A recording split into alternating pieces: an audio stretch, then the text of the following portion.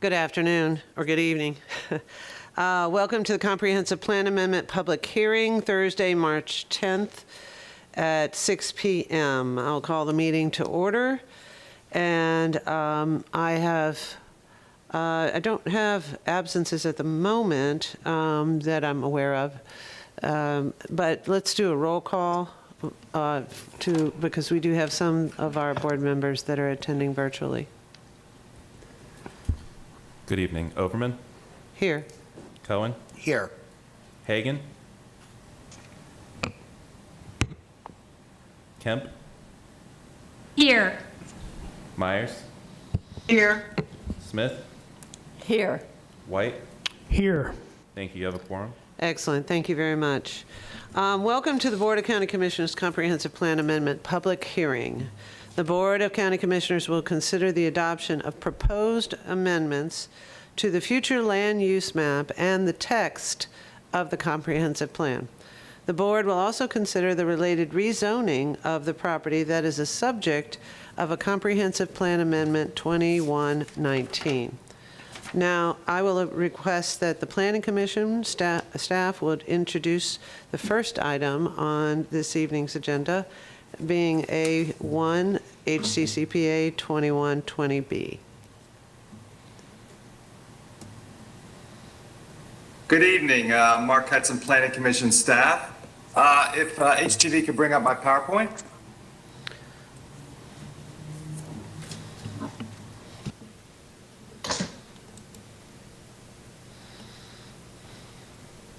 Thank you very much.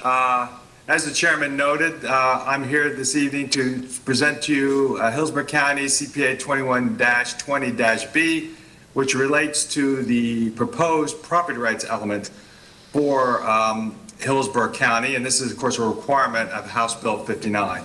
If I could have the next slide. I presented this to you back on December 9th, if you recall. And after some discussion and some public input, the board directed Planning Commission staff to go back out and engage the public and garner other additional input and bring this back for your consideration this evening. If I could have the next slide. So what we did is we started by publishing an article about this issue in the Planning Commission's newsletter. It has a circulation of about 11,000. We also posted all the relevant materials on our website at the Planning Commission. To raise awareness, we promoted this topic in several social media platforms, including Facebook. We engaged several individuals and also groups and made presentations. In particular, we made a presentation to some of the members of the Florida Strawberry Growers Association and also the Agricultural Economic Development Council. And finally, we held a virtual meeting to allow some interaction between our staff and the public on the property rights element on February 8th. If I could have the next slide. So going through that whole process, 3 issues arose. And based on those 3 issues, we've made some edits to the proposed draft for your consideration this evening. The first topic that was brought to our attention is there was a concern about using the term interested parties. That was not defined, and they were concerned that it garnered some additional legal status that was never the intent of staff. We utilized that term over what was in the Thousand Friends of Florida template, mainly to ensure that everyone who attended a public hearing had the opportunity to speak and to participate. Based on our discussions with those groups and individuals, we have made some edits to the proposed draft to remove the word interested parties and to replace that with either the term general public or members of the public, which is really was our intent all along. So we felt that we addressed in particular that first issue that the public brought to our attention. If I could have the next slide. The second concern they noted was that voting requirements are not typically noted in the comprehensive plan, and this may unfairly tie the hands of future members of the Board of County Commissioners. Now, it is true that the noted voting policy is not typically found in a comprehensive plan. However, it was part of the template that we were directed to use that was first developed by the Thousand Friends of Florida. We did not remove that. We felt that was a decision that we needed to make tonight with the board's consensus. We do offer the option, based on any motions or directions you give this evening, that you could remove policy 3.2 and we could address these voting issues as part of the update of your plan amendment procedures manual, which is already being worked on by our staff and expected to come before you later in 2022. So that is an option that you may want to consider this evening based on your final recommendations to staff and directives you may want to give. If I could have the next slide.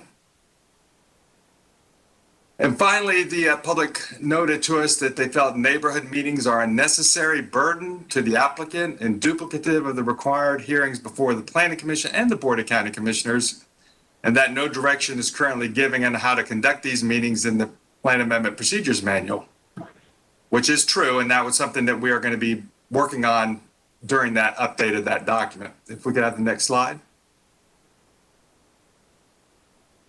So staff does concur that not necessarily in all circumstances a public meeting needs to be provided for. However, there are some opportunities and some benefits not only to the applicant but to the public of conducting such. And we would expect that the requirements for neighborhood meetings would be similar to what is already required for zoning. And we may include language that would only require a neighborhood meeting if it was requested by someone that resided within 250 feet or a neighborhood association with 250 feet. So what we did to ensure that there was that flexibility when we worked through this language in your procedures manual is we changed the word in that policy from applicants will be required to meet with neighbors to applicants may be required to meet with neighbors. And that will give the flexibility to develop the specific requirements within your procedures manual. If I could have the next slide. Finally, we just want to note that we would provide staff further direction. We would ask staff to provide further direction on the Hillsborough County Plan Amendment, Hillsborough County CPA 21-20-B that creates a property rights element for the future of Hillsborough Comprehensive Plan for Unincorporated County. And I stand for any questions. And if you wish me to repeat my presentation from December 9th, I'm prepared to do that as well. Thank you very much. Thank you, Mr. Hudson. I appreciate that presentation. This is a public hearing, and within a public hearing, there is an opportunity for speakers. We do have speakers signed up to speak to this element, or this amendment, and with that, each of our speakers has 3 minutes. Do the speakers, they don't need to be sworn in, they're just commenting on it, correct? This is a legislative item, so it's Right. not required. It's not required. Excellent. Okay. Well, I have several members that have signed up to speak on this particular item, and the first one on the list is Elizabeth Belcher. Ms. Belcher, if you're present, you're recognized. Yes, excuse me. What happened was when I signed up for speaking, I didn't know the exact number on the issue that I wanted to speak to, so I signed up for all of them. Excuse me, I don't want to speak to this. Thank you. Thank you very much. I guess, do you know which one you do want to speak at so that I can make sure I call your name on that item? 21-17. -17. Okay, we'll make sure that we bring that to you when we get to that item. Thank you very much. The Thank next you. person signed up to speak is Jacob Kramer. Mr. Kramer? Good evening, Chair and Commissioners. This property rights element, I really appreciate the board giving staff direction to come back and speak to the public. I was involved in some of the meetings, and I think that this is the way the process is supposed to work. The element as it's come back before you, I think has resolved nearly all of the concerns that I've heard from landowners. I would note on the neighborhood meeting language, there's not really a concern about having meetings per se. The concern that led to the revisions was really that the Plan Amendment Procedures Manual doesn't adequately address what those meetings are supposed to look like and when. So I think the current language that Mr. Hudson presented works well. The big outstanding concern that I think you're going to hear from other speakers as well on is policy 3.2 that would expand the county's voting requirements for to require all comp plan amendments to require a supermajority vote. And my concern is that this board generally over the years has been very hesitant to tie the hands of future policymakers. You actually have a board policy that somewhat recommends against adopting new supermajority voting requirements. And I realize that this board can change that policy over time. However, the public feedback has generally been, let's wait, let's study this, let's see if it makes sense. Because again, this came from a model that was developed by a statewide organization that doesn't necessarily know the needs of each jurisdiction. So I think it is a good idea. I would request that you adopt staff's option of considering this when we update the plan amendment procedures manual. I think that's a better time and a better place to have this discussion once there's time to study it. Thank you. Thank you very much, sir. The next person signed up to speak on this item is Jessica Eiserman. Ms. Eiserman?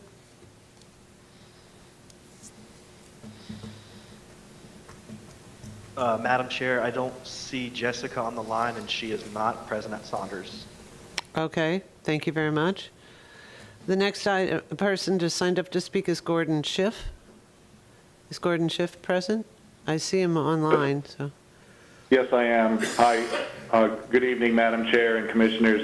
Gordon Schiff, and my address is 4155 West Cypress Street, Tampa. And I have just a comment, and it dovetails with the prior comments that it's regarding policy or proposed policy 3.2.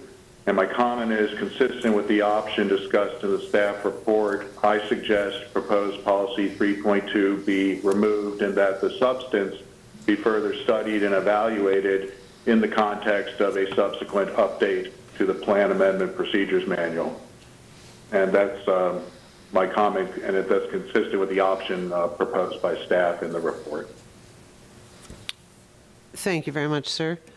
The next. Appreciate your time. Thank you. The next speaker is Kenneth Parker. Mr. Parker, are you available? Doing well, and I'm coming to you from the livestock facilities at the Strawberry Festival tonight. Well, thank you for joining us. I serve as the executive director, as you know, of the Florida Strawberry Growers Association, and I want to say thank you, and I'll be brief because it is festival time and we're all using both hands here, but I want to let the board know and the staff how grateful the agriculture stakeholders are for your willingness to be engaging and to listen and to make changes in the original document. It's vitally important for all of you to understand why we get engaged on issues like this. You have to understand that any change in regulatory structure has the potential to impact the value of our land. And it is that value of our land that's used for collateral to finance the farming operations. There's been compromise from each side on this, Madam Chair, and much progress has been made towards a final product. However, I will ask again and encourage you to remove policy 3.2 from this document, and that the supermajority issue be addressed at the appropriate time after appropriate study, and later this year, possibly in the plan amendment procedures manual where it should be. Supermajority requirements actually have no place in the property rights element.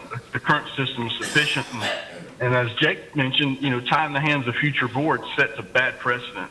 Again, I want to say thank you to the board and staff for all the hard work that's been put into this issue. And one final suggestion I would ask that maybe you survey other counties and municipalities to see how many or actually how few of them have adopted the 1,000 Friends of Florida template. Thank you very much for calling in, Mr. Parker. And yes, the festival is a wonderful time. And thank you for hosting some of us this week. The next speaker signed up to speak was Wanda Broughton. Broughton? Broughton? Oh, thank you. Ms. Madam Broughton? Chair, Wanda will not be able to attend tonight's meeting. Okay, all right. Thank you very much for letting us know. All right, that's the last speaker I have signed up for this particular item. Is there anyone at Saunders that wanted to speak to that? All the other signups were virtual. No, Madam Chair. Okay, great. Thank you very much. So I'll open it up for board discussion. Commissioner White, you're recognized. Thank you, Madam Chair. I have a question for Ms. Lundgren. It sounds as if we have not in the past included voting requirements in the comp plan, but is there any legal reason that the board cannot opt to do that? No, there's no legal reason that the board would be limited from including a voting requirement. It's on this type of supermajority voting requirement, it would be legally permissible. It's really up to the board whether the board would like to see it in the plan or in another document such as the procedures manual. Okay. Well, I'm not going to make a motion because I'm agnostic on one of the bullet points. I just want to hear the conversation of my colleagues. But with respect to bullet point number 1, that changes the terminology to general public or members of the public, I'm okay with that. Recommendation number 2, I want the voting requirement to remain in place. I want it to stay in there. And recommendation number 3, I'm agnostic, so I'd just like to hear some further conversation, but that's where I am on those 3 issues at this point. Okay, thank you, Commissioner White. Commissioner Smith, you're recognized. Yes, I also think changing the interested party to public and general public is actually better all around. I think it's clearer, and that's interested party could have been misinterpreted, I think, to be more restrictive, and this is just like anybody. I feel like very strongly about the voting requirements, that our comprehensive plan is like our Constitution, and then our zoning is like the laws that happen underneath that. And the Constitution shouldn't be changed willy-nilly. It should, in my view, take a supermajority to make any changes for this 20-year planning horizon. We shouldn't be just nibbling away at it on a 4-3 here and then a 3-4 there. So we already require a supermajority for every single future land use modification. That's correct? All the future land use comp plan amendments. We just don't, we haven't so far required it for text amendments.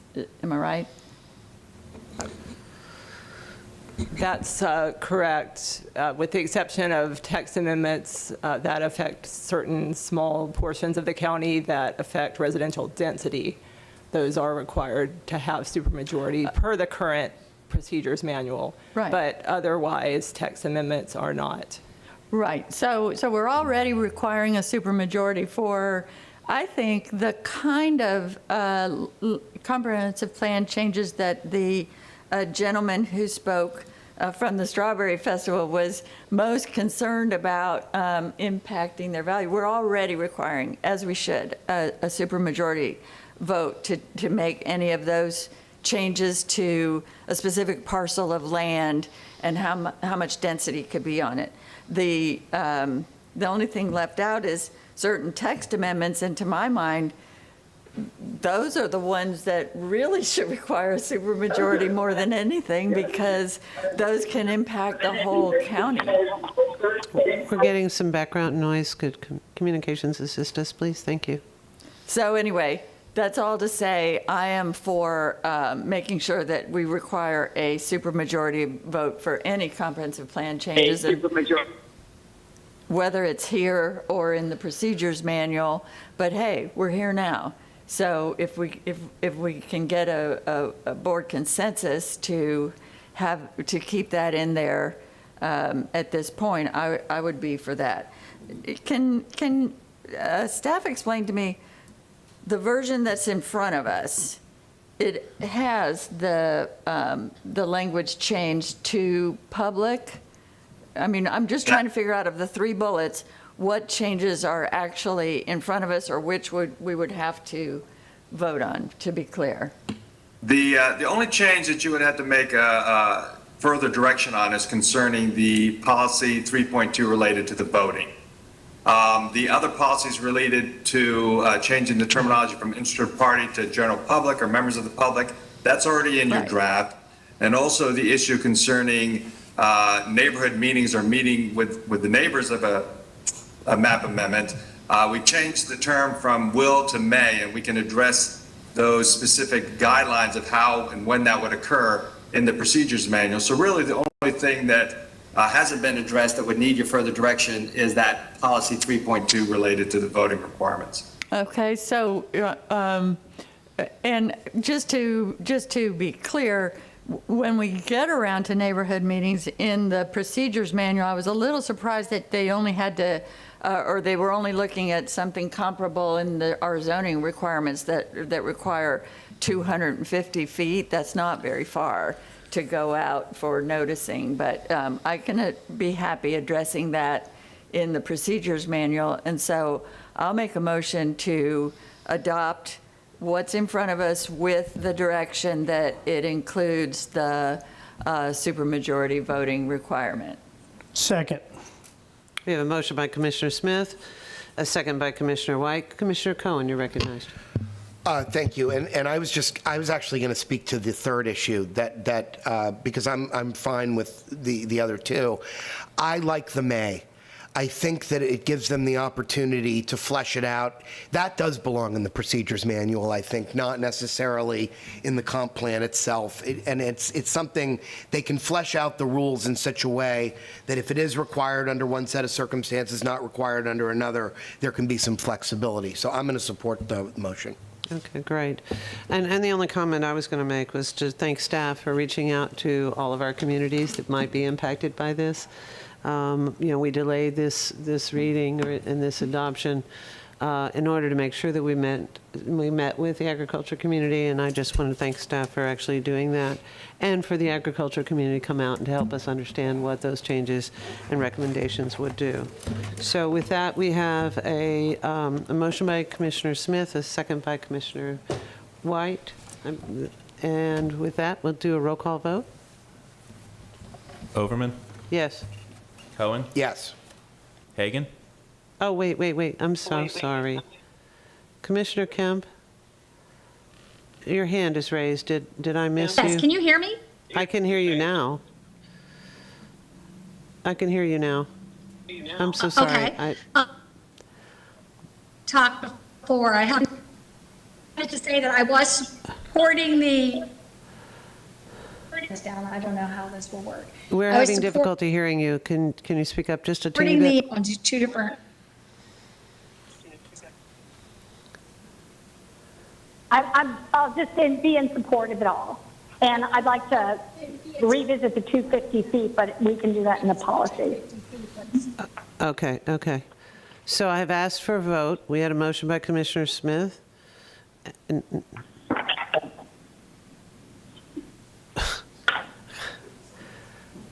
Okay. We were in the middle of doing the vote. Okay. So just because I wasn't sure that Commissioner Kemp was connected to us, and I just saw her hand raise, and she is present and online and has identified herself. So we'll go back to the motion that Commissioner Smith made and was seconded by Commissioner White. Could you restart the roll call vote, please? Yes. Overman? Yes. Cohen? Yes. Hagan? Kemp? Yes. Hagan? Yes. Yes. Myers? Yes. Smith? Yes. White? Yes. Motion carried 6-0. Excellent, thank you. I'm sorry for the confusion. There's a little bit going on there, so. Madam Chair? Madam Yes. Chair? This is communications. I just need to say if anyone that has called into this session, if they can please keep their mics muted on their end, that would really help with the feedback. Thank you. Excellent. Thank you very much for your assistance, sir. Okay, our next item. Is A2 Hccpa 1909 Future Land Use Map Amendment for Boy Scout Road and Grove Lane. And with that, we have staff to assist us in understanding what we have. And David Hay, I believe, is scheduled to present this item. Good evening, Commissioners. David Hay with your Planning Commission staff. You good? The next agenda item for your review is Hillsborough County's Comprehensive Plan Amendment 19-09. Comprehensive Plan Amendment 19-09 is located in northwest Hillsborough County along Boy Scout Road, just north of Grove Lane. It is located within the rural service area. It is also found within the Keystone, Odessa community plan. The subject site of this plan amendment is a privately initiated map amendment in northwest Hillsborough County. It's approximately 5.1 acres in size. The aerial shows that the surrounding area is predominantly rural and single-family homes. The land use of agricultural rural, that's the one dwelling unit per 5 acres, and the agricultural estate, which is the 1 to 2.5 acres, and the residential 1 future land use categories are predominant in this area. The subject property is northwest of the Boy Scout Road Grove Lane intersection, and Tarpon Springs Road, Lutz Lake Fern Road, and the Pasco-Hillsborough County line are to the north. Gun Highway and the Suncoast Parkway are to the east, and Racetrack Road is to the south. Patterson Road and the Pinellas-Hillsborough County line are to the west. Here we have the currently adopted future land use map. You can see the subject site and properties to the south, west, and north, actually surrounding the site, are all within that agricultural rural 1 to 5 land use classification.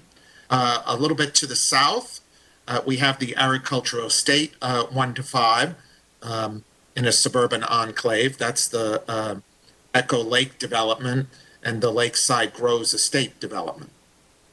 Areas along Boy Scout Road include agricultural, park and recreation and residential uses. Agricultural estate 1 to 5, agricultural estate 1 to 2.5, and residential 1, again, are those predominant categories.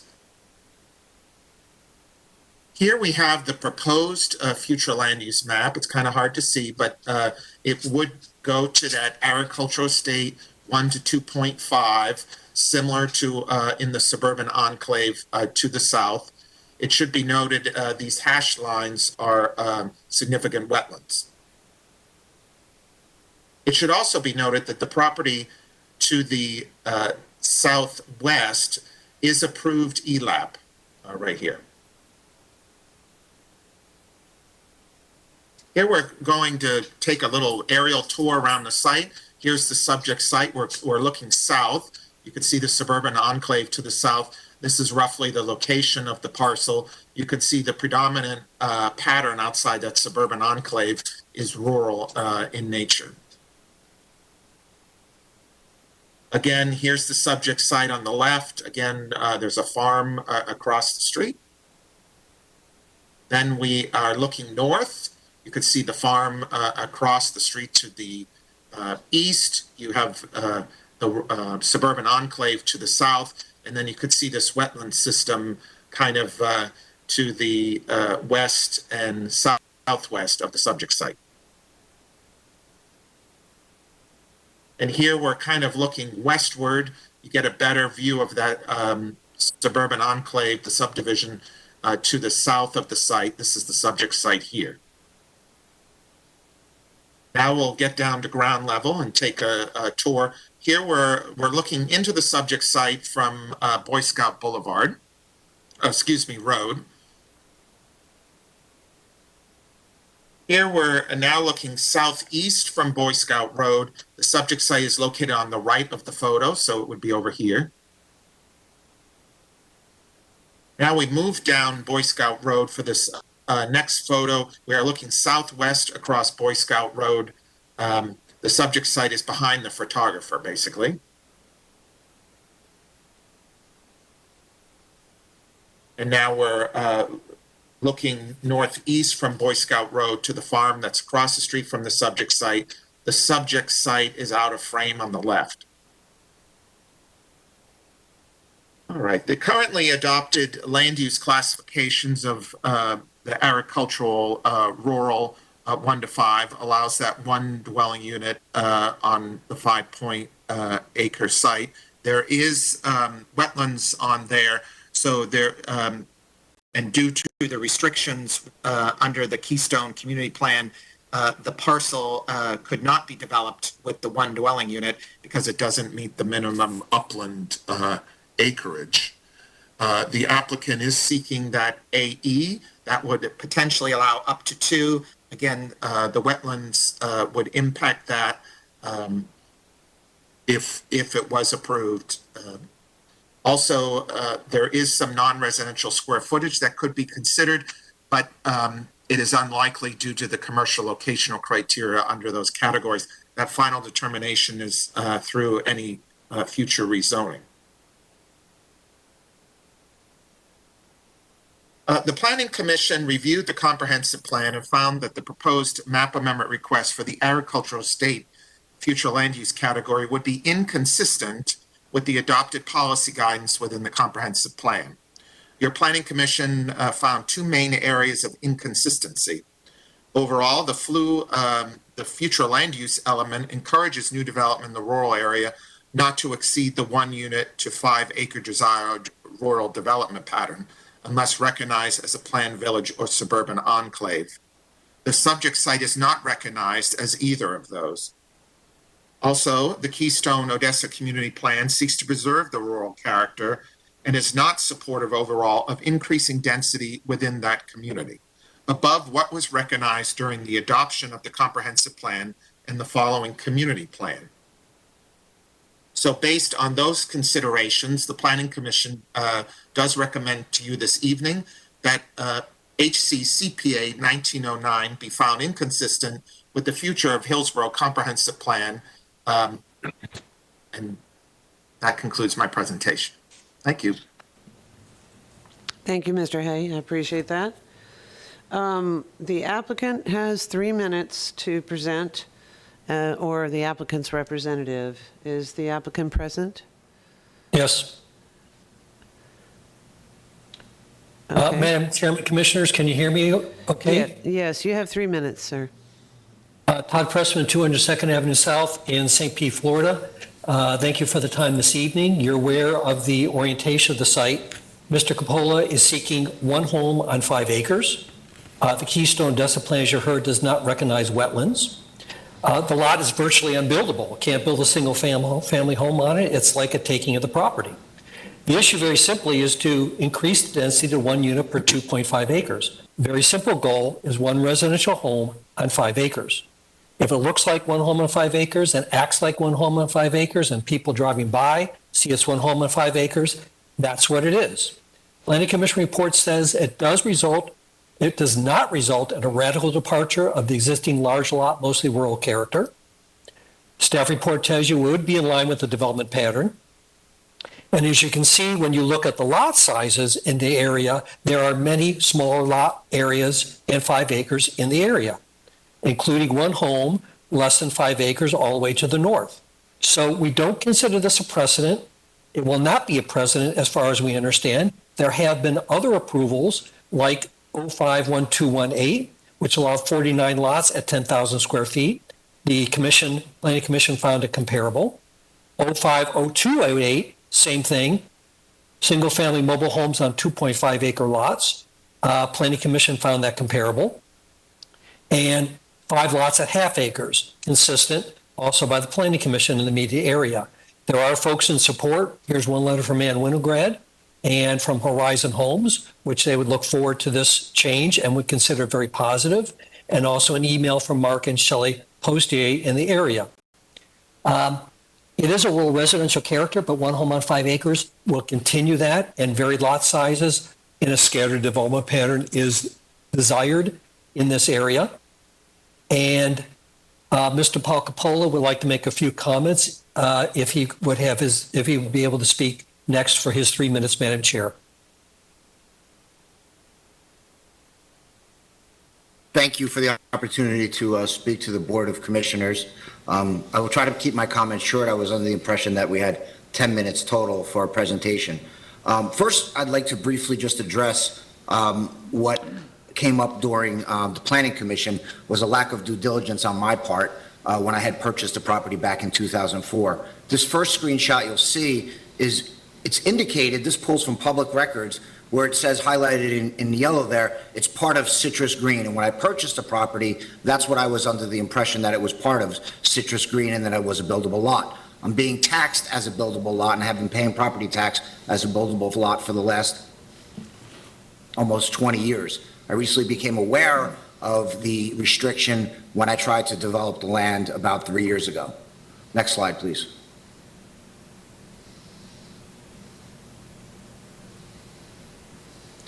Here you'll see that my neighbor directly to the north on the same Boy Scout Road has the same subdivision name of Citrus Green, which what was on my property as well.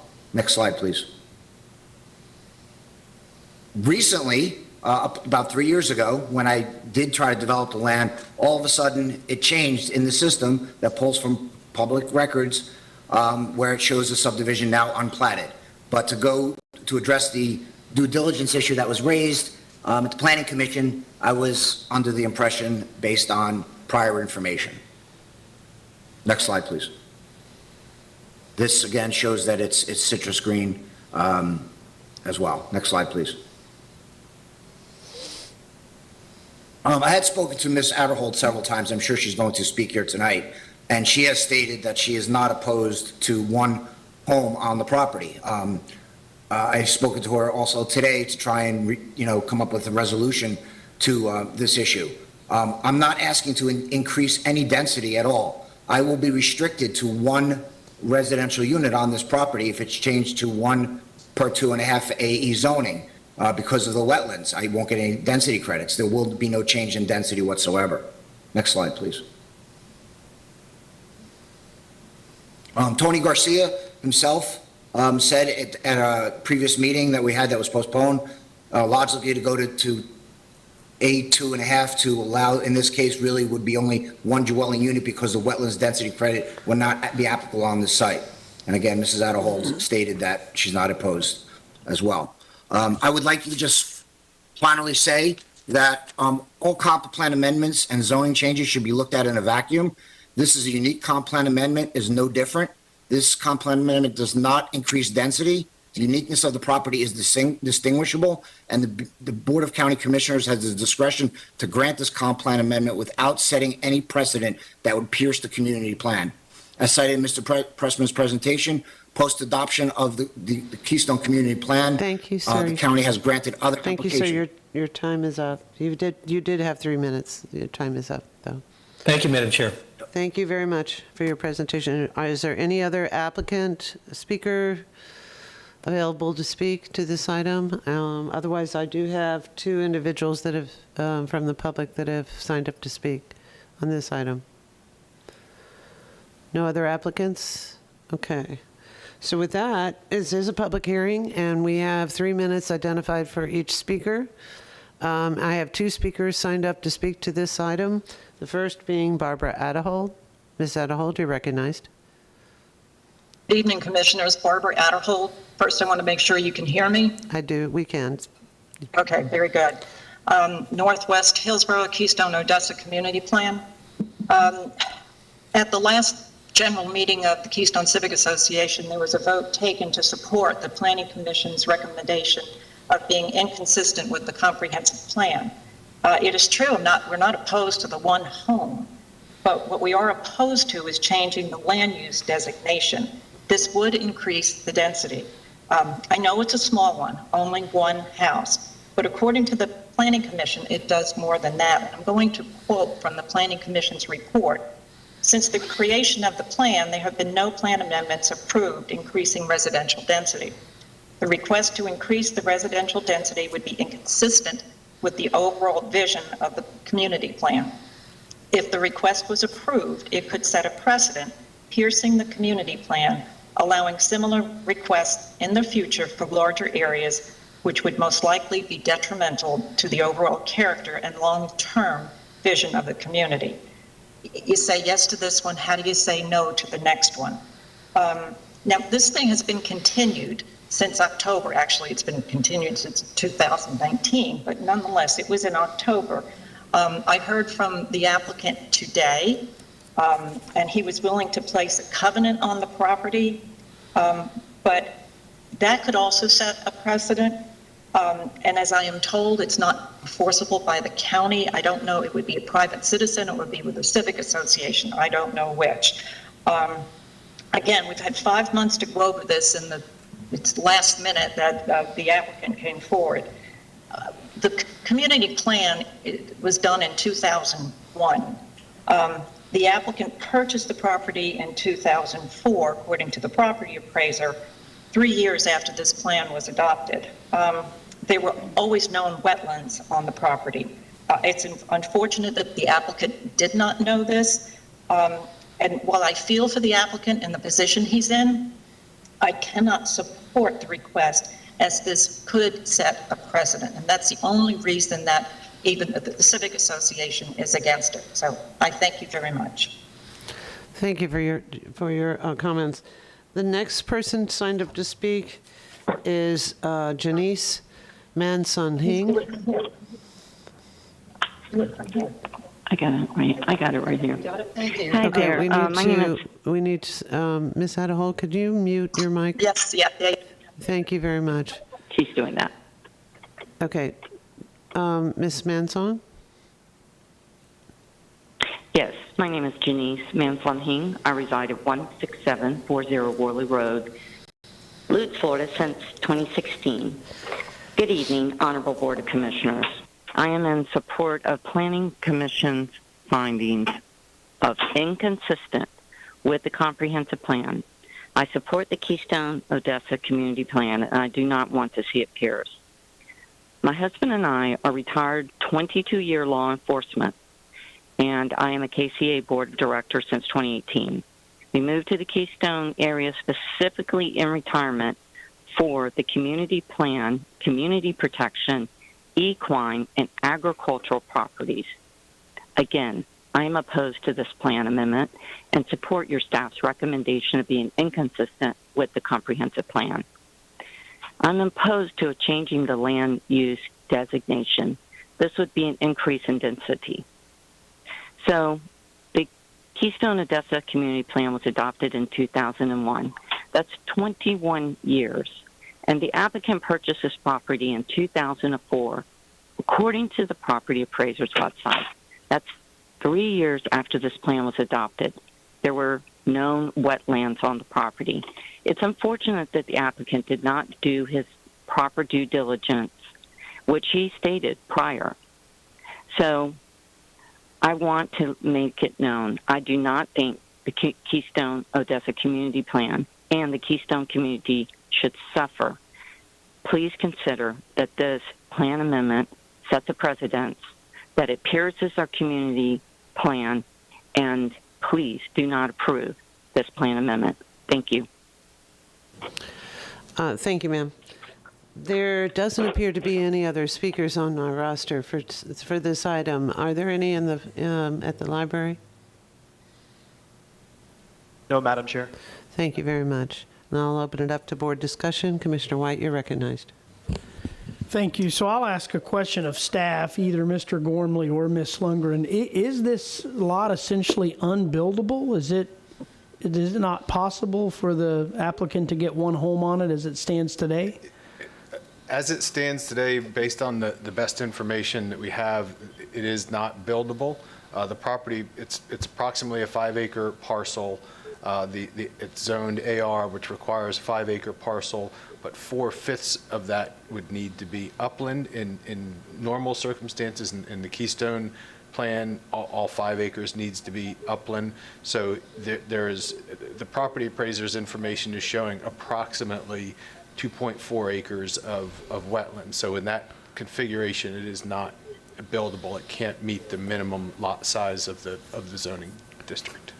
Well, I tell you, I'm a strong supporter of the community plan they have up there. You know, I'd say I'm with Miss Adderhold 99 out of 100 times, but this just doesn't seem right to me that this gentleman has 5 acres and can't put one home on it. You know, I'd love to listen to some of my colleagues and how they feel about it. I mean, I'm inclined to actually adopt this plan amendment, but I am concerned about this idea of it setting precedent. Mr. Gormley or Ms. Lundgren, would there be a way to do some sort of a comp plan amendment that would allow this gentleman to build one home and not set a precedent? Is there a different angle or different approach, even if it were to involve them coming in with a different sort of comp plan category request? Or as to a different request, they're at the next higher density category than they could go to. So it's either 1 per 5, the AR, or the agricultural estate 1 per 2.5. So there's no middle for the comp plan. Let me ask a question. What if the applicant were to pair this comp plan amendment up with something like a PD rezoning and bring them in together? Would that provide context that wouldn't set a precedent? It would certainly control the future development. Or could it be a Euclidean zoning that's restricted in some way? Would that be better than a PD? Because I mean, we're just talking about 5 acres and one unit. Yes, it could be a Euclidean zoning to AS .04, which is the equivalent zoning district to the agricultural estate, with a restriction that it only be allowed 1 lot. And then that would place the context into the record that would not, such that we would not be precedent setting and pierce the community plan in any way, right? Yes. I know that's been the past theory, is that when we do these rezonings and comp plan amendments side by side, that we then build context into the record that, you know, that is a little different than just doing the comp plan amendment alone. If that were to be the board's motion, I think providing some context in the record of what would distinguish this parcel from any other parcel would be helpful and beneficial in setting the uniqueness of this and not establishing a precedent. Madam Chair, may I ask a question of Mr. Pressman? Oh, sure. Okay, Mr. Pressman, are you still present? I never leave a party early, Mr. Chairman, or Mr. Commissioner. What if we were to get this thing in a posture to where you could pair it up with a rezoning and get it in front of the board? I'm always happy to move forward in any direction that the commission would see so fit. Okay, Mr. Gormley, what's your recommended board motion in order to accomplish that? If the board is inclined, I would recommend continuing this to a future hearing to allow the zoning application to be filed, and wouldn't recommend continuing it to a particular date, because the pace of that rezoning would be uncertain at this point, and if that were the board's motion, it could be re-advertised at such time as the zoning caught up with the plan amendment. Okay, I move to continue this to a future meeting. I have a motion by Commissioner White. I'll second for Commissioner discussion. Myers, I was second, but I have a question. Okay, Commissioner Myers, and then I'll have Commissioner Smith. Commissioner Myers, you're recognized. Thank you, Madam Chair. How would this affect with the wetland if we even continue this, because looking at what the document is saying, it is not built for the development of a single unit because it's wetland on the property. I want to help as much as I can where he can build there, but I do have some concerns on the wetlands. So if staff can help me out with that. So the minimum lot size currently is 5 acres, which cannot be achieved. So the request would allow the consideration of a zoning district that would allow a lot on 2.5 acres. So that, if the information on the property appraiser's site is accurate, that there is 2.5 acres plus of upland, that would allow the applicant to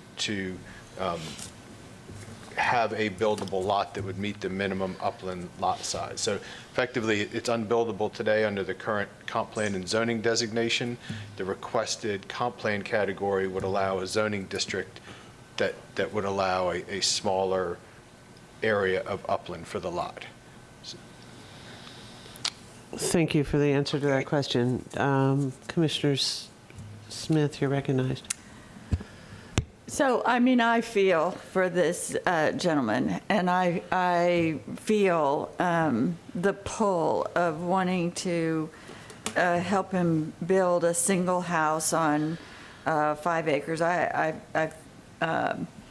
am pulled that way, but I also see a unanimous vote by the Planning Commission and their understanding that, and the Keystone Civic Association's understanding that this would be contrary to their community plan. And I can see how, all right, we decide that this is such a small piece and it's got such big wetlands, we've got to let him have a different density.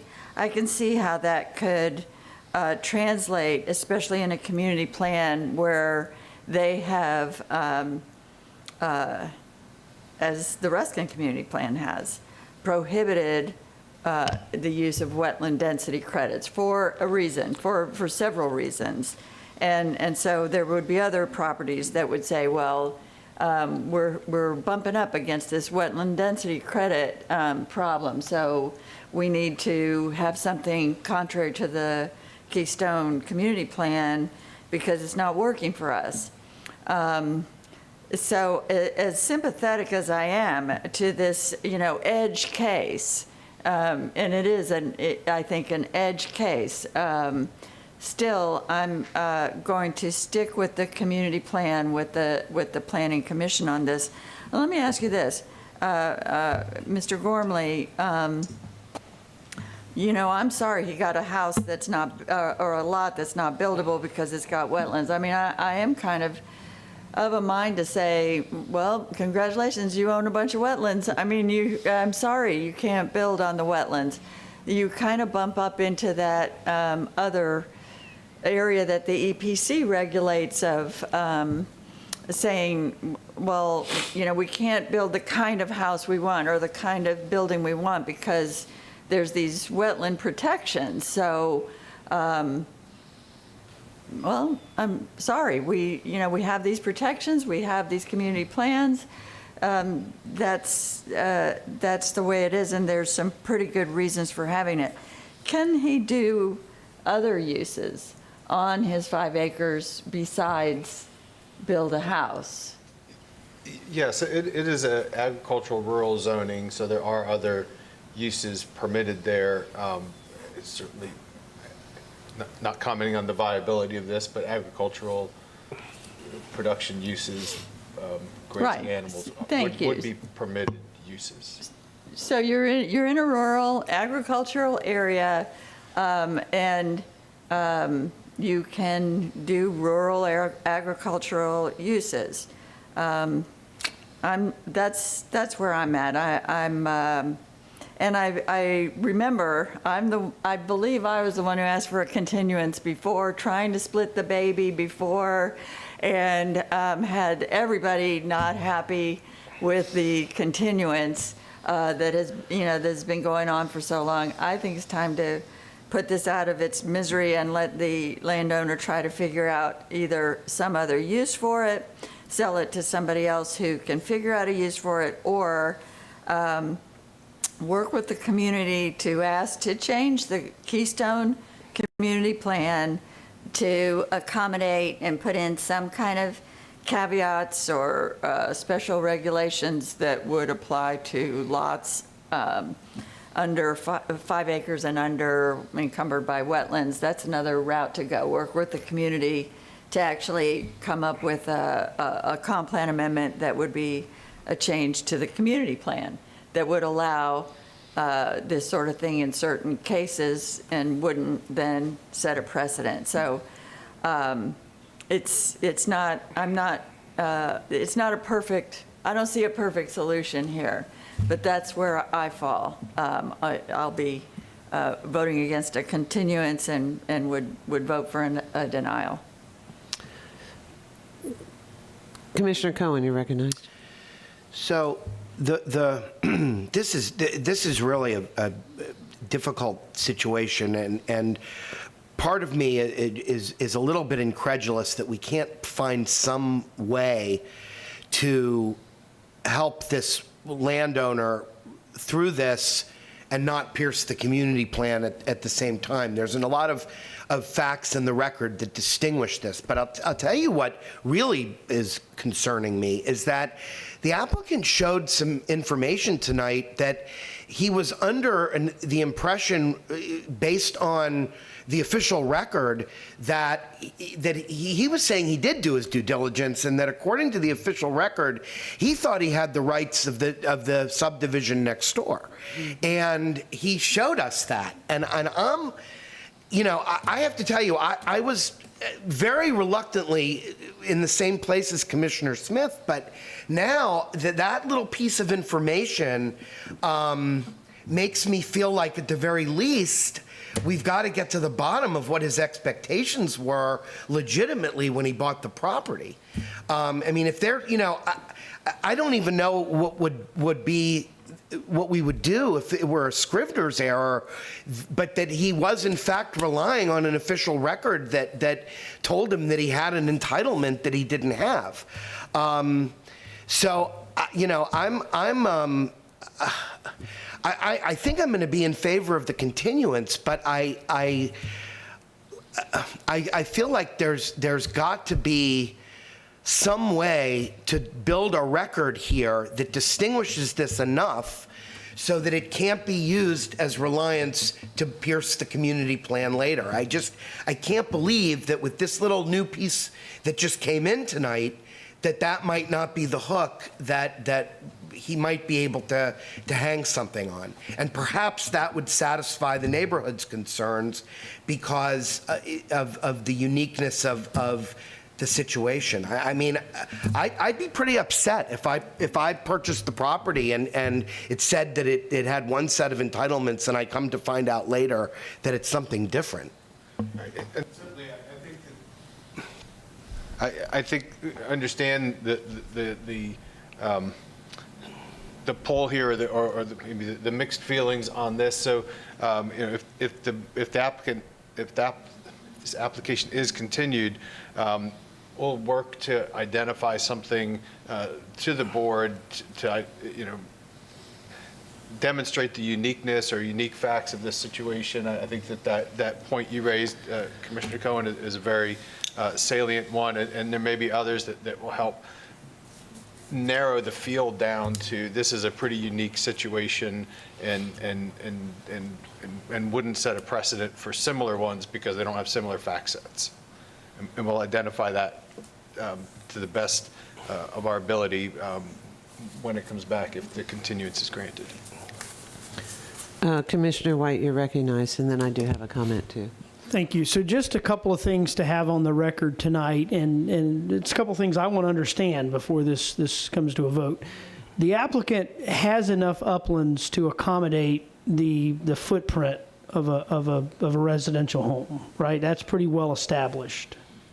Based on the best information we have, a footprint of a home, I think certainly there's enough uplands for that. And if this property were zoned AR and not subject to the regulations of a community plan, they would be able to build one structure on it. Is that right? If it were not in the Keystone community plan, they would need to have 4 acres of upland versus 5.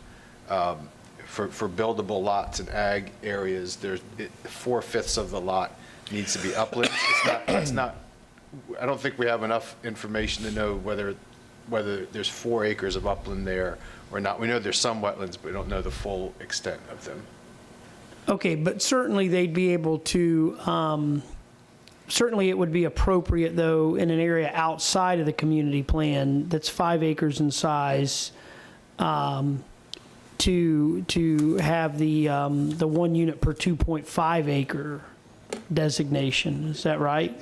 The challenge with this is that the Keystone community plan discourages plan amendments for anything greater density than 1 to 5. It's not an absolute prohibition. We certainly understand that, we don't want to set any precedent, but sure. Yes. Understood. So let's say this were in a rural area not regulated by this particular community plan, and let's say you don't have 4/5 of a 5 acre tract that's uplands. How would that typically play out in that scenario? If it didn't have 4/5 uplands, a similar plan amendment might need to be pursued, and in a similar fact set where there's agricultural estate proximate there too, it would be a different type of analysis, because we really wouldn't have the community plan layer on top of the general compatibility review that would accompany a plan amendment. So if they had less than 4 acres of upland in a 5 acre comp plan category, they would still need to do some adjustment to be able to have. To get it into a different comp plan category, such as the agricultural estate category. Right. Okay.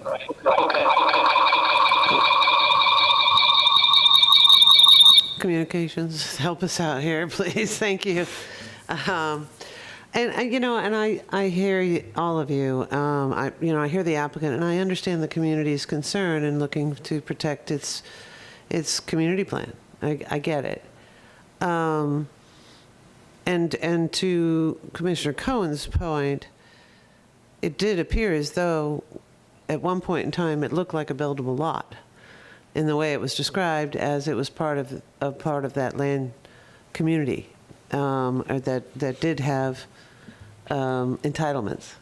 So I am a little concerned if we were to go through a denial, we would end up in a situation where there was information that led someone to make a decision where there could be a challenge. And I prefer not to go there. I'd rather try and find a solution. It also does appear as though under normal circumstances, with the exception of the need for the 4/5 lot that's wetlands, if in fact through the ultimate EPC review that would be necessary, should it go through a zoning process to determine whether or not the impact of whatever structure they would consider as a single home would also ensure that the wetlands would have some consideration and protection in that decision. So and while I do want to protect the community plan, I do recognize this is odd. It really is. And so the only other outstanding question that I had was when, Mr. Gorman, when you made mention of other agricultural uses, what other agricultural uses could this owner actually possibly consider other than a residence of size that would not compromise, that the EPC could say would not compromise the wetlands?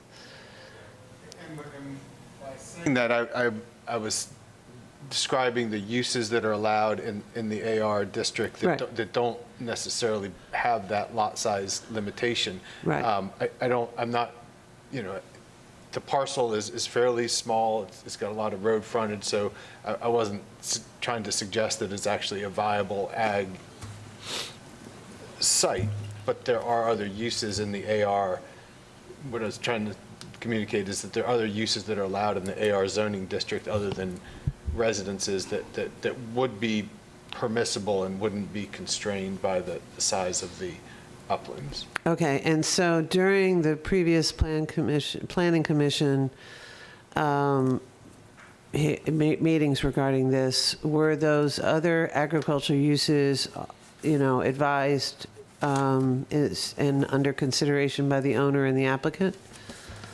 Was that information made available to the applicant as an alternative? Madam Chair, if I may, I think what Mr. Gormley's suggesting is that the gentleman could put cattle on the property, grow vegetables, things like that. No, I don't think he has an interest. I mean, no, I understand that, but it does. If there is, for the little bit of land that's there, there's the reality of what ag could happen, right?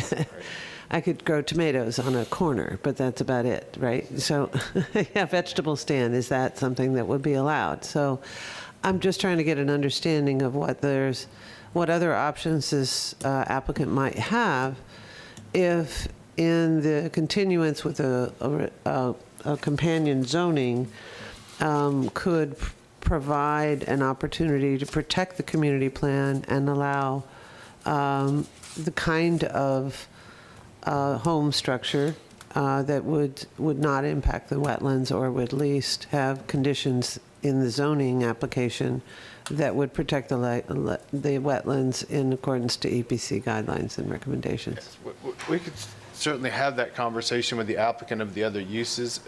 In terms of the wetlands on site, in any scenario, wetland setbacks will apply. Their land development code requirements, and that will require a 30-foot setback from any wetlands on site, regardless of any other consideration. That will be an absolute requirement of the development of the site. Right, and is that, in your opinion, even possible, given the strip of land that's there? It appears so. I mean, again, that the wetlands, have not been delineated, so don't have an exact line, but looking at it from an aerial, it looks like there's ample land to put a home and a driveway and still maintain the 30-foot wetland setback. It does appear that is possible. Okay. Okay, great. I don't, Commissioner Myers, you're recognized. Thank you, Madam Chair. It's very clear to me that the applicant wants to build a home on this particular property, not the agriculture that we're trying to suggest at this point. I will support the continuance and ask staff to work with the applicant, work with EPC, so that they can come up with a project. He did good faith. He bought the property in good faith, and he really wants to build a home on the property. And I know we're giving all the other suggestions, but that's not the intent of what the applicant wants to do with that piece of property. And so I just want to share that with us. That's what he submitted, is to build a home on that piece of property. And I'll just leave it there.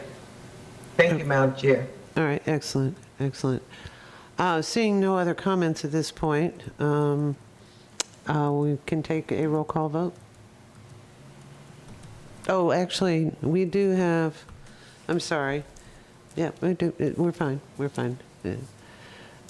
Please take a roll call vote. Overman? Yes. Cohen? Yes. Kemp? No. Myers? Yes. Smith? No. White? yes. Motion carried 4-2. Commissioners Kemp and Smith voted no. Okay. And that was, okay. It did indicate that we needed, in this item, that we needed 5 votes. Is that? Not for continuance? That's Okay. correct. For the actual amendment to pass? For the Okay, adoption. understood. I just wanted to make sure we're clear there. I was like, I need 5 votes. All right, thank you very much. All right, the next item. Next item is A3, Hccpa 2116, a comprehensive plan amendment regarding the mobility section update. And with that, we have Katrina Corcoran is going to introduce the item. Thank you. Good evening, Commissioners. I will share my screen.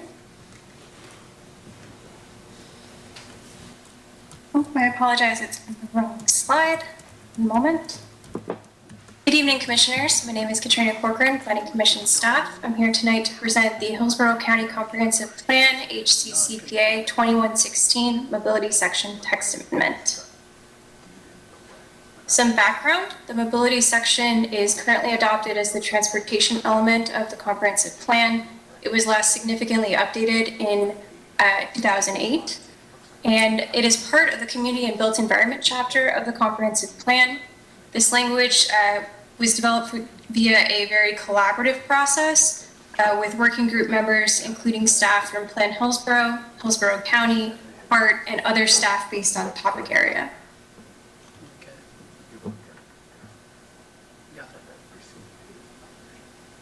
This slide gives an overview of the goals and contents. This amendment updates and replaces the existing transportation element, adds new definitions, and modifies transportation-related policy and tables in the capital improvements element. It also deletes duplicative language in the future land use and economically disadvantaged groups elements. As you can see here, we have our 7 goals, which also have applicable objectives and policy language. We will be adding a non-adopted implementation and monitoring portion to reference in more implementation-focused documents related to the mobility policies as they become available. And finally, we have our assessment of conditions, which is our map series. Some of these maps will be adopted. That includes the Corridor Preservation Plan map, the Transit Right-of-Way Preservation Corridors map, and the Context Classification map. The rest of the map series is not proposed to be adopted. The mobility section was found consistent with transportation element goal 1, as well as the future land use element goal. The changes since transmittal include the BOCC amendments that were brought forward on January 13th, as well as minor map updates. There is a memo detailing this in your packet. It includes shading of the urban service area updated to be inclusive of the Tampa service area, as well as labels added to the jurisdictions for clarity and consistency. There have been no other changes to the language or maps, and we have received no objections from reviewing agencies. And this concludes my presentation on Hccpa 2116, the mobility section text amendment. I did want to take a moment to recognize my co-lead, Rich Clarendon. He is retiring at the end of the month, and he's been a great partner on this text amendment for me. With that, I'll open it up to any questions. Thank you very much for your time. Thank you very, very much. And Rich is not allowed to retire. What's up with that? Yes, that will be a serious loss to the talent that we have in this area. So I agree. Congratulations to down the road. But with that, I'd like to offer an opportunity for public comment. There's 3 minutes allowed for each speaker. However, I don't see anyone signed up to speak to this element of the mobility plan. So can we get confirmation there's no one in the audience at Saunders? I don't see anyone virtually. That is correct, Madam Chair. We have no one at Saunders. Excellent. Thank you very much. Okay, so let's open it up for board discussion. Move approval. Second. Okay. Well, we have a motion by Commissioner Cohen, a second by Commissioner Smith and Commissioner White, and all I can say is I'm so glad we're doing this. This is really good work. And getting this done allows us to move several other really important initiatives that are part of our comp plan. So I'm happy to support this as well. So with that, could we get a roll call vote? Overman? Yes. Cohen? Yes. Kemp? Yes. Myers? Yes. Smith? Yes. White? Yes. Motion carried 6-0. Excellent. And can I get a vote on actually denying the retirement of Rich Clarington? I'm just teasing. Rich, we need you. So thank you so much for all you've done for us. We really appreciate it. Thank you, Commissioner. I'll be around. Okay, great. The next item on the agenda is item A4, Hccpa 2117, a comprehensive plan map amendment, and for Orsley Drive and Kingsway Road. Presenting this is Andrea Papandreou. I'm going to mess that up. I'm so sorry, Andrea. But I think I got it close. So you're recognized, ma'am. Thank you. Good evening, Commissioners. I'm going to share my screen. Thank you.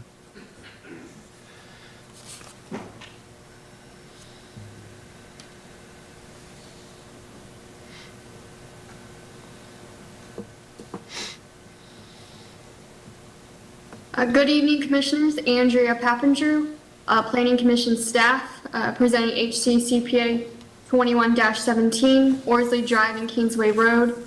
This is a map amendment. So the site is located in the northeastern portion of the county, just south of Interstate 4. This is a privately initiated map amendment. The site is approximately 5.21 acres. It is south of Interstate 4, north of US Highway 92, and east of Kingsway Road. The site is within the urban service area and is shown in the blue line on the aerial is just south of the urban service area boundary. The site is also within the Seffner Mango Community Plan. The applicant is requesting to go from residential 4 future land use category to the residential 9 future land use category. However, at the January 13th Board of County Commissioners public hearing, the applicant did request that this plan amendment be continued to today's hearing, and the board considers a revised request of residential 6. Since this request was made after staff reports and agency comments were finalized, the report that's in your packet and in this presentation is based off the original residential 9 request.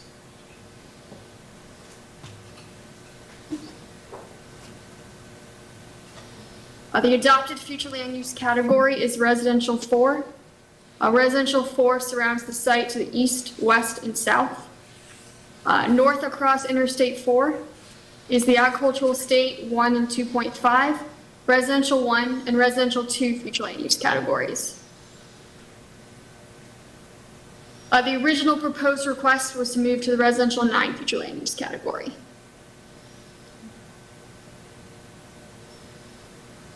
This shows the front of the subject property. It is currently vacant, residential. As you can see on the left of the picture, there is an existing single-family residential property on site. That property is not part of this plan amendment. This is the back of the property facing Interstate 4. Across Interstate 4 mostly are single-family vacant residential homes. And there's no interstate exit ramp off of Interstate 4 to Kingsway Road at this location.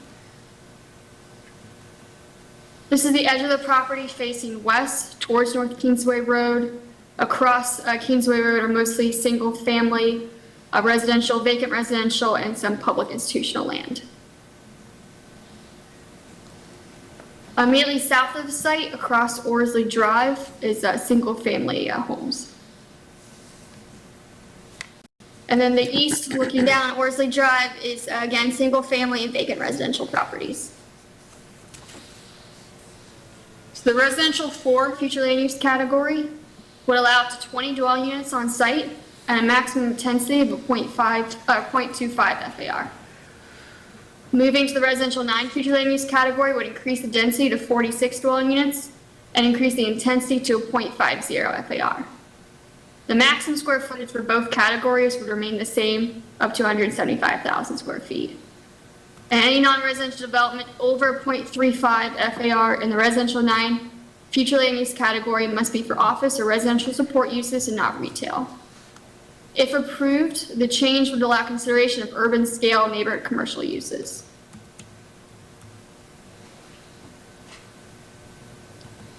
So the time Planning Commission staff reports were due the Community Infrastructure Plan Department stated that not enough information was submitted by the applicant in order to address the impacts of the surrounding roadway network.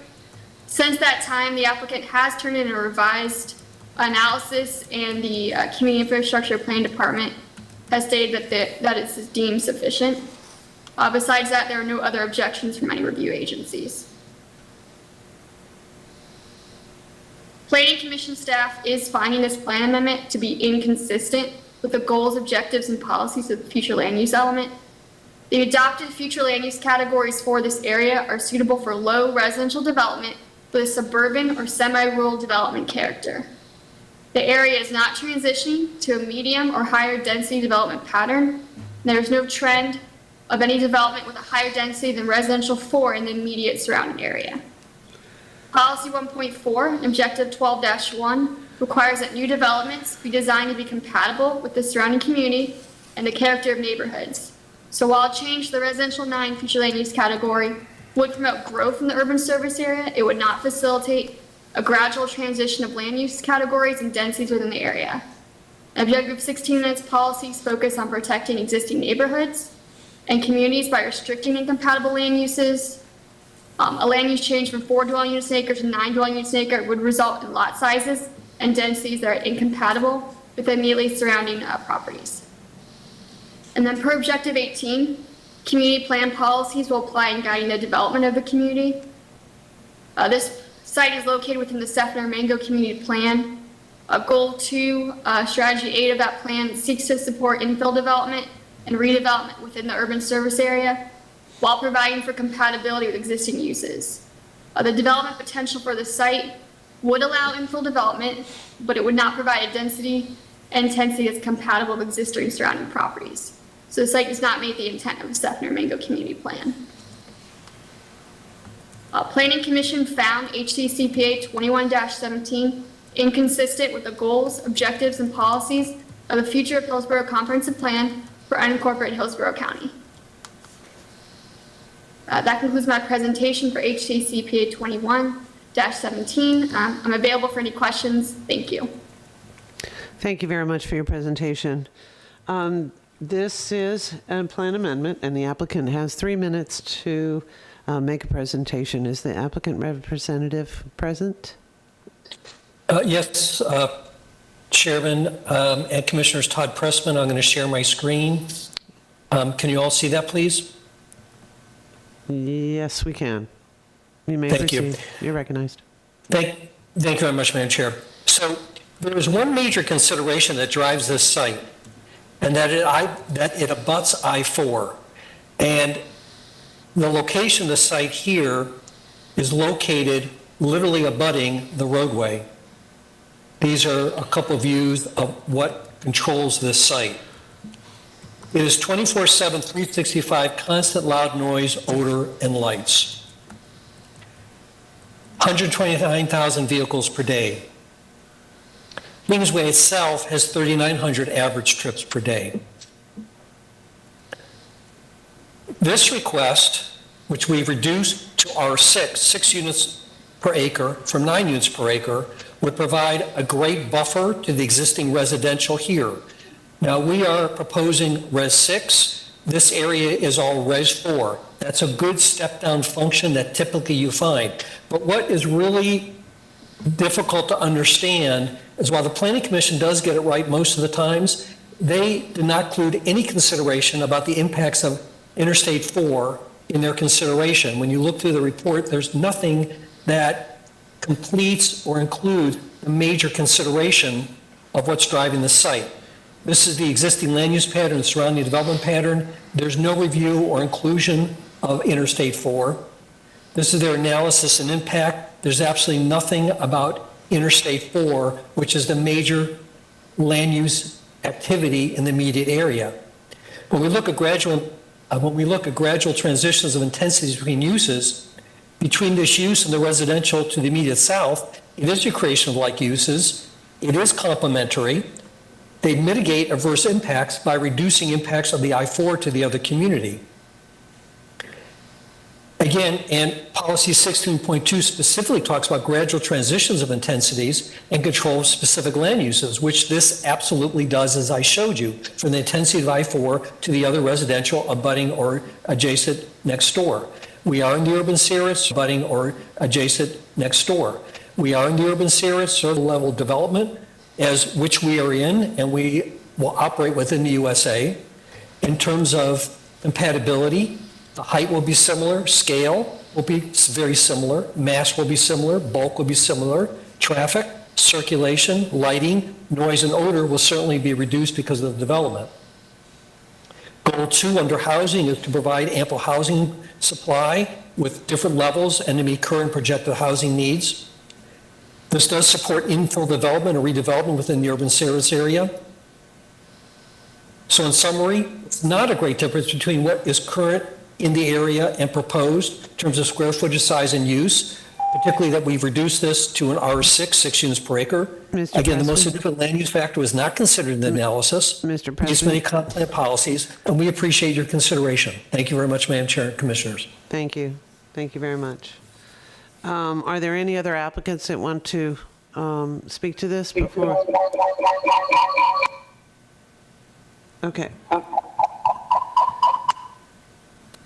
Okay, this is a public hearing. Yep, this is communications. Elizabeth Belcher, if you can please exit 2 of the instances in your WebEx session. That way it prevents any feedback or reverb. It looks like you've got 3 sessions open. Right, I see that. And Excuse me, I don't know how to do that. Not a problem, I can do it for you. 1 second. Okay, and I believe this was the item that Ms. Belcher wanted to speak to, correct? Okay. All right, and while she's in communications is helping her, I will announce that this is a public hearing, and the speaker has an opportunity to speak for 3 minutes. And with that, if Ms. Belcher is available, she'll have 3 minutes. Ms. Belcher, I'm going to mute you on your behalf. Go ahead. All right, can you hear me now? We can. Please proceed. Okay. Yes. Quite honestly, I don't understand what the I-4 issue is. Everything around there is single-family dwellings. And so the I-4 corridor, I mean, the individual houses were built there with the I-4. So that's totally irrelevant as far as the justification to approve this. This item was found to be inconsistent with the comp plan in October 2021. And I'm not sure where the urban-suburban line is, but I believe a lot of that property is in the rural area. And I believe that the goal of the land code is to encourage density in the urban service area, not the rural service area. And just as a question, would these new houses be on septic or county sewer and water? Okay. But my main point is that the land code is a plan for the future land use in the county, not as a way for the developers to evade zoning requirements.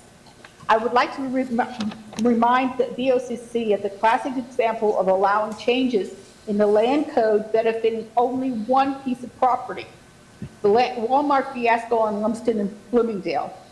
Traffic and roads in this entire area is gridlocked. Millions of taxpayer dollars have been spent in just trying to meet minimum wet needs. Millions more will be needed to improve this area. So allowing land code changes is a slippery slope. This evades our zoning requirements. And allowing this procedure to continue, the Hillsborough County should just go ahead and buy billboards announcing that it is open to unregulated sprawl. I urge the commission to vote no on this application. Thank you. Thank you, Ms. Belcher.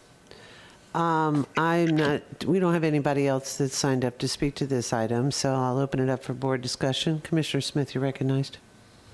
Thank you. And I mean, looking at the Planning Commission's map, everything in this area is Res 4 on the south side of the interstate. It is on kind of the edge of the urban service area or near the edge. well, actually, I-4 is the edge, and then a little bit to the east it starts having the other edge. Across I-4, everything is Res 1. And I mean, everything is Res 4 on this side for quite a ways. So I just don't see any reason to carve out one little in-holding for Res 6 just because the applicant wants it to be Res 6. I don't see how it would do any good. I don't see how it would improve the neighborhood. I don't see how it adds anything. It just carves out one little in-holding to add extra density, and this would set a precedent into this neighborhood. As we know, there are neighborhoods near interstates, and I don't know that adding density in that area is a good idea on its face. So I'll make the motion to agree with the Planning Commission and move denial. We have a motion by Commissioner Smith. Do I have a second? Second. And seeing none, the motion to... No. Oh, Second. oh, okay, I'm Second. sorry. I'm sorry, Commissioner Kemp. I didn't hear you, that was you. I wasn't sure. Thank you. Okay, so we have a motion by Commissioner Smith, a second by Commissioner Kemp. Are there any comments or discussion? I do have one question, just for clarity. There's been reference to the fact that it was 4. All the paperwork says 9, but there's been a downgrading basically to Res 6 or a recommendation for doing so. So wouldn't that be a reason to continue this, to actually clean up the application, go through the process, and make sure that Res 6 would be, which it is inside this urban service area, it's right on the edge, and it's right on the edge of the interstate. So I do know in the city, when we are looking to mitigate the impact of corridors, that a Euclidean type of zoning would have greater density close to the corridor and then downsize to residential. So it's one of the strategies we've used in the city area for development of multifamily, as well as and transition to a single family in this case. But for Res 6, what would be the number of dwellings that would be permitted on this particular piece of property as compared to the Res 4 that is surrounding it? Because right now... Residential's... The property's 5 acres, Ms. Chair. I'm sorry? So the property is 5 acres in size. Okay. So at 6 units per acre, it would be 30 units. 30 maybe units, one more. as opposed to the paperwork which says 46. So it would be 30 That's correct. units. Okay. All right. Thank you for the answer to that question. It is on a major intersection. I'm curious about why there is a desire to go at a higher density in an area that is still rural.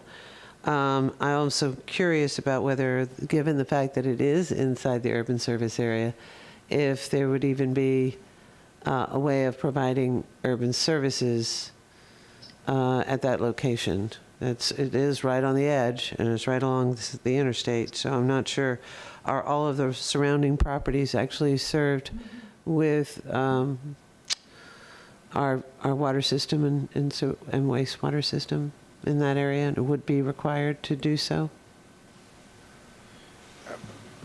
Commissioner, the comment from Public Utilities is that there is capacity and service that could be provided. It may take some line extension that detail's not in there, but there is the county capacity to be able to provide. To be able to provide the services should they choose to develop in that way. Okay. Okay. I'm concerned about, if we weren't denied, I would be concerned about actually approving it when the paperwork doesn't match what the applicant is asking for, it sounds. So I will support the motion at the moment, but Commissioner Cohen, you're recognized. Yeah, the problem I'm having with this is the entire analysis that we got is about something that they abandoned is in order for us to continue it. Yeah, that's. And I'm not impugning the staff. I just wonder why maybe we didn't hear this a month later, so the analysis could actually match what the request is, because the entire analysis was about going to Res 9. And I think the whole point of reducing it to 6 was to look at it through that prism, and none of our analysis does that. Right. So we're sort of left on our own to sort of try to figure out what the happy medium is between the two. And, I'm not ready to vote in approval of it, but I'm not really ready to deny it either, because I don't really feel like we have all the facts. And in terms of the issue of I-4, I do think you have to get over the threat. If noise and odor are such a problem there, I think you do have to get over the threshold of whether or not this is the desirable place for housing. But I'm not sure how that plays into this. But I'm just uncomfortable that the request and the analysis are not the same thing. Mm-hmm. Thank you. Commissioner White, you're recognized. Thank you, Madam Chair. I'm going to make a substitute motion to continue this to the next comp plan public hearing meeting. I'll second that.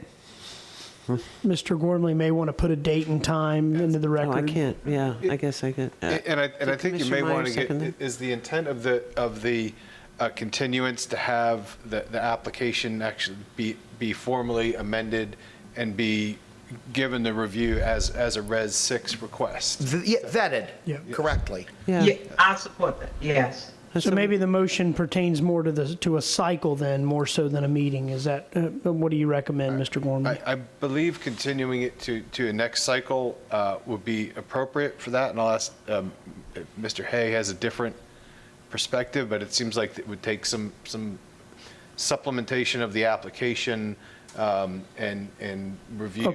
Okay, my substitute motion is to continue this to the next cycle. And Commissioner Myers, are you happy with seconding it in that way? Yes. Okay, so we have a motion by Commissioner White, a second by Commissioner Myers. Seeing no further comment, please take a roll call vote. Overman? Yes. Cohen? Yes. Kemp?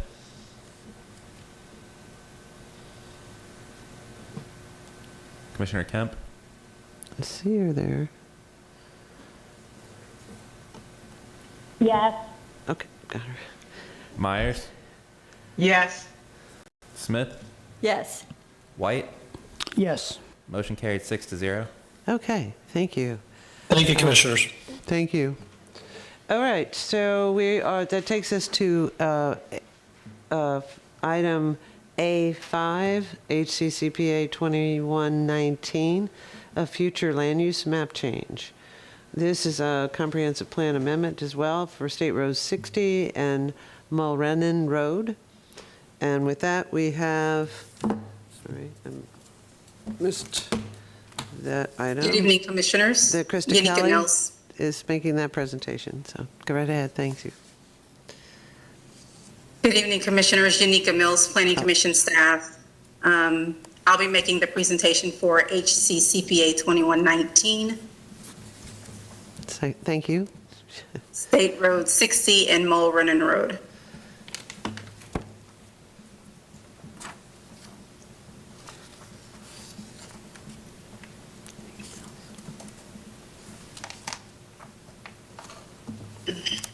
Excuse me.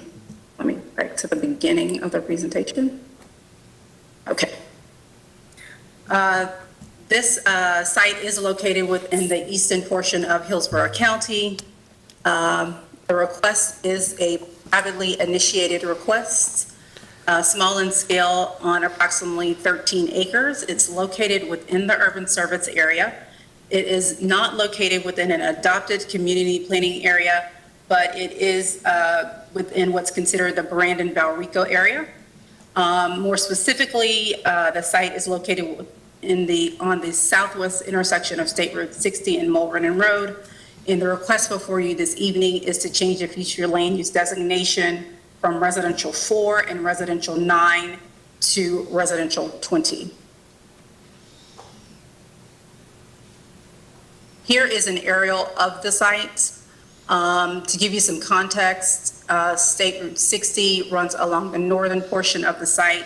Mulrennan Road runs along the eastern portion of the site. As for uses in the area, we do have some multifamily to the west here.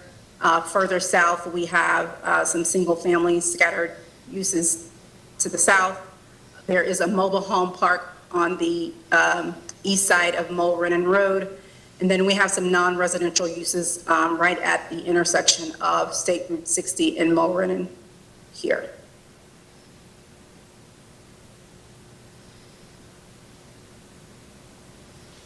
Here is a photo of the site. Again, the arrow is pointing to the site, looking east along State Route 60. Here's another photo along State Route 60, and it is from the west, looking west.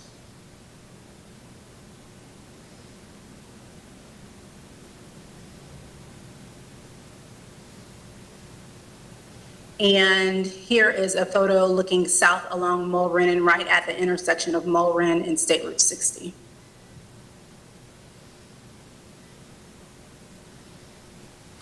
Here is a photo of the currently adopted future land use. Currently, again, the designation of the site is residential 4 and residential 9.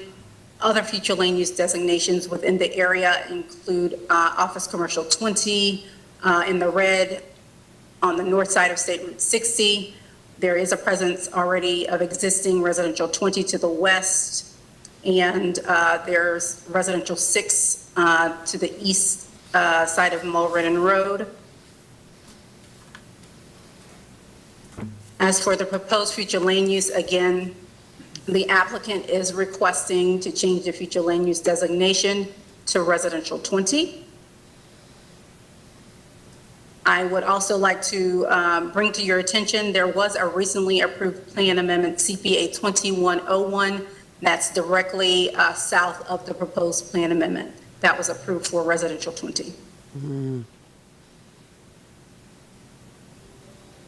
As for impacts with the proposed future land use map amendment, currently the site could be developed or considered for development of 77 units, or up to, for non-residential units, 197,000 square feet.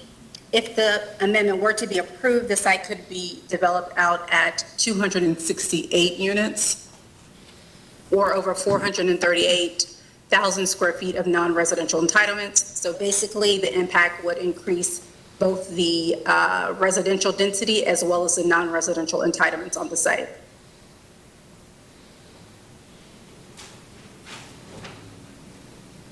As for consistency, the request is consistent with urban service area policies that speak to minimum density, as well as directing growth, 80% of growth within our urban service area.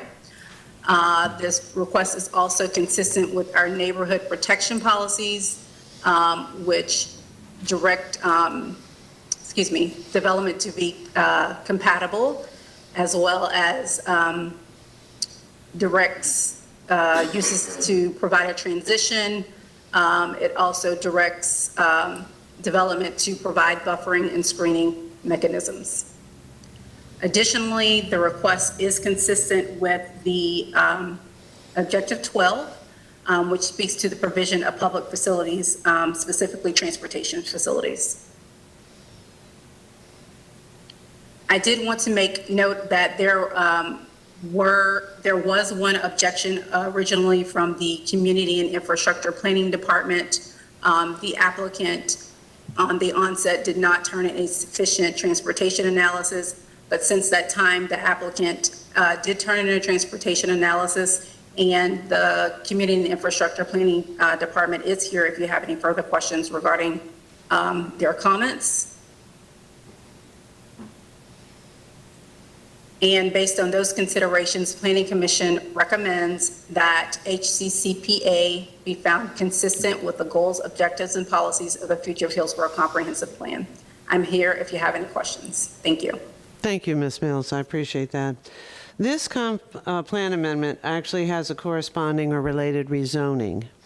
So there is, we will go through the process of the amendment and then follow that up with oral arguments for the rezoning that follows this, correct? Is that how that works? That's correct. Please defer a vote on the comprehensive plan amendment until after the presentation has been made on the rezoning. Excellent, thank you. That's kind of why I wanted to make sure we got there. Okay, and so the Planning Commission has made the presentation. The applicant has 3 minutes to make a presentation, but because this is a public hearing, the speakers should be cautioned to limit the testimony to the comp plan amendment, because the rezoning would actually follow this. And then if there are any speakers that signed up, and I think the individuals that have signed up are part of the applicant team, from what I can tell. So I'll offer 3 minutes to each of the applicant representatives, assuming the 2 that I have on the list are the applicant representatives. Do they get sworn in after this presentation or prior? So, Commissioner, they would be sworn in if they're going to testify on the zoning application. I'll note that the rezoning application would qualify as being on consent if this were part of the regular land use agenda, as there was no party of record participation prior to or at the public hearing, and the segment of State Road 60M, which is located, is operating at an acceptable level of service.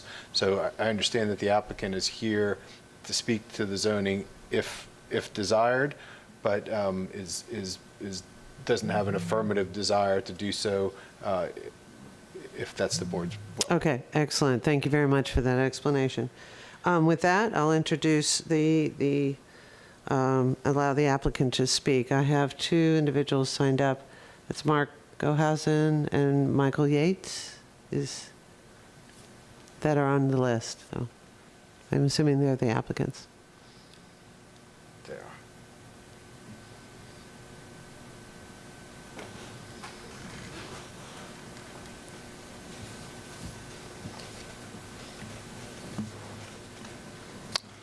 We're unable to hear who. Please stand by. Okay.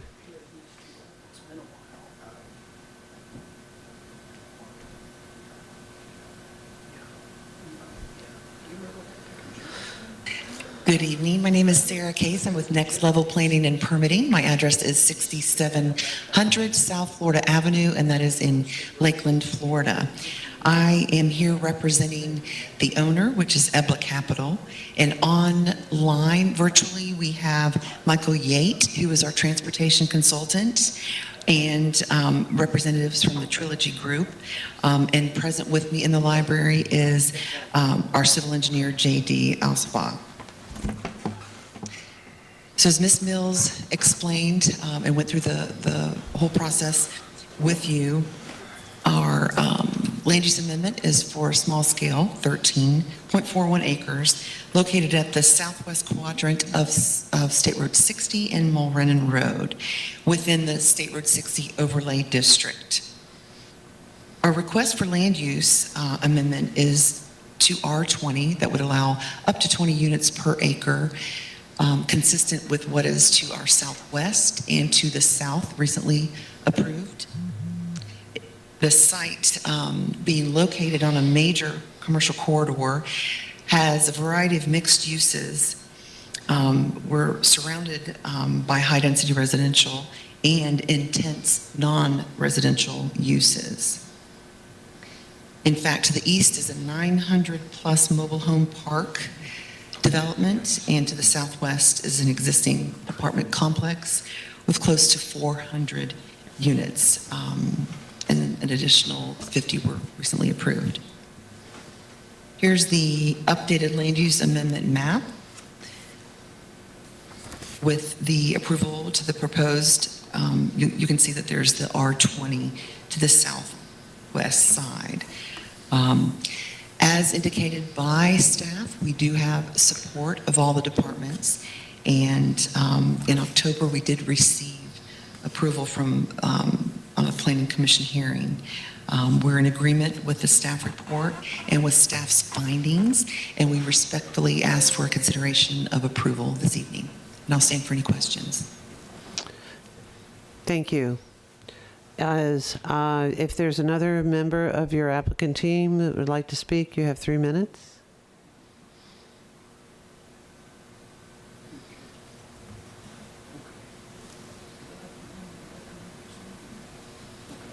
I don't believe anyone else wants to speak on the applicant team.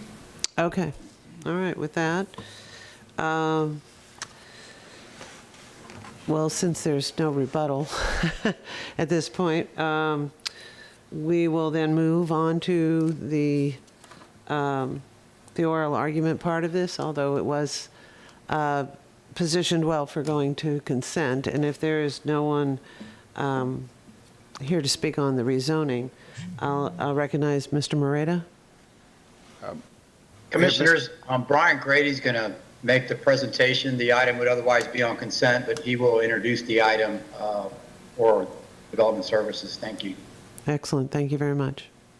Thank you. Brian Grady, Hillsborough County Development Services. The request is a rezoning to planned development. The project is 13.41 acres and located on the southwest corner of State Road 60 and Mulrennan Road. The applicant is requesting rezoning to PD for 340 multifamily units, a maximum building height of 60 feet. The density of the project is approximately 25.34 units per acre. They are achieving that density through the Res 20 Comprehensive Plan Amendment that was just discussed, and also through seeking a residential infill density bonus, which would allow for consideration up to 35 units per acre. Staff found this request approval subject to conditions. The Planning Commission found it consistent with the comprehensive plan, and the zoning hearing master recommended approval. Available for any questions. Excellent. Thank you very much. At this point, do we want to, is there anyone that wants to speak to this that we would need to swear in, whether that be the applicant or otherwise? I'm not aware of anyone at Saunders. Clearly, no one's signed up to speak to the item virtually, and I'm not understanding that the applicant has a desire to speak to the rezoning. So I think with that, we can move along to a vote on the comprehensive plan amendment unless the board needs additional information on the rezoning. Right.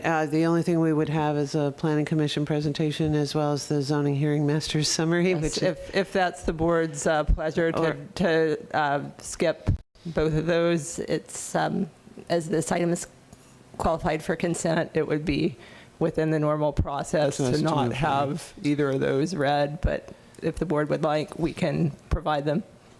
I'm not saying that it's necessary, given it would have processed through as a consent item, given our policies. So I would like to open it up to Commissioner White for you're recognized. Thank you, Madam Chair. It was me that asked that these be paired up. You know, the site's pretty far from the urban core, but as you can see from the rezoning that, or the comp plan amendment rather, that was recently approved, and from some things that are coming down the pike on State Road 60, you can see that that corridor is transitioning. Mr. Gormley did just remind me that there's something on the record from last time about architectural features. This site is within the State Road 60 overlay district. I know that would impact commercial buildings.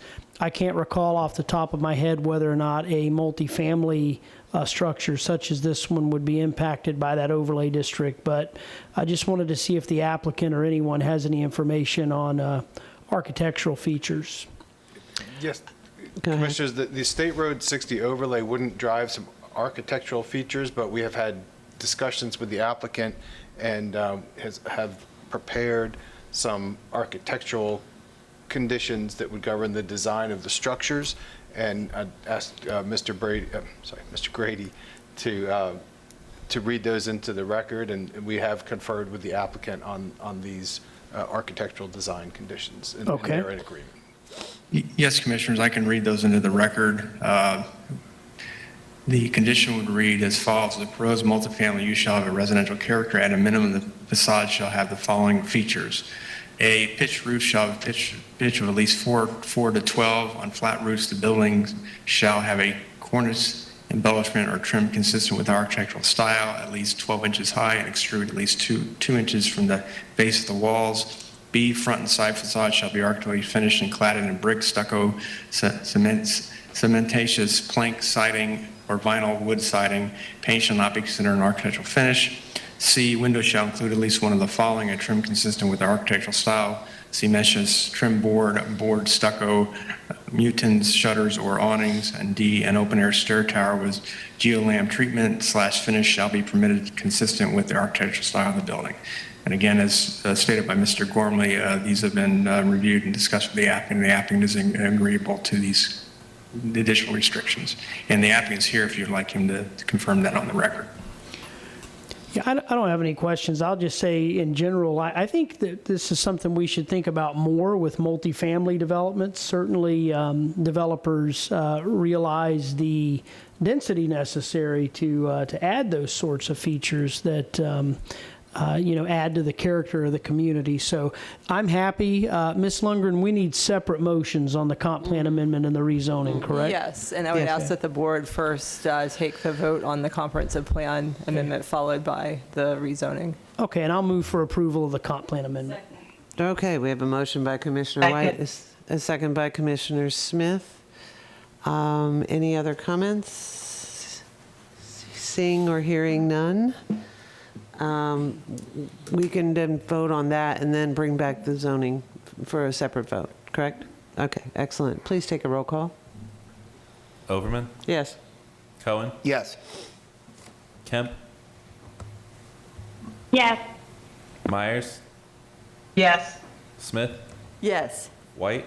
Yes. Motion carried 6-0. Excellent. And now I need a motion and vote on the zoning item. So moved. Second. Okay, so I have a motion by Commissioner White, a second by Commissioner Smith and Commissioner Myers. And with that, seeing no other comments, please take a roll call vote. Overman? Yes. Cohen? Yes. Kemp? Yes. Myers? Yes. Smith? Yes. White? Yes. Motion carried 6-0. Excellent. Okay, so we just have a couple more things we need to do before we're out of here. I know, I'm hungry too. Okay, so I need a motion and a vote on the ordinance for adoption of the small scale, no. Neither of the small scale amendments are moving forward Oh, that's tonight. right. We continued both of those. So we don't need to do that one, but we need to do the larger scale comp plans, right? Yes, for CPA 2120B and CPA 2116. There needs to be an ordinance adopted for the adoption of those two. Right, so need a motion and a vote on the ordinance for large-scale comprehensive plan amendments, CPA 2120B and CPA 2116. So moved. We have a motion by Commissioner White, a second by Commissioner Smith and Myers. Seeing no further comment, please take a roll call vote. Overman? Yes. Cohen? Yes. Kemp?